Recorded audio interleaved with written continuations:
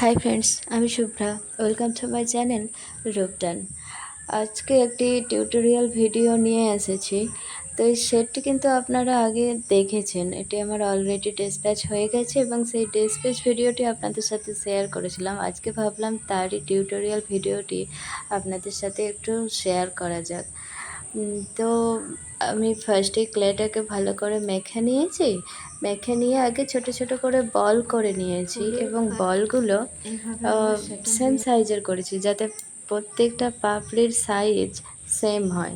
তো এই clay jewellery বানানোর একটা আমি ছোট টিপস বলি, যারা নতুন তাদের ক্ষেত্রে কিন্তু এটা খুব হেল্পফুল হবে।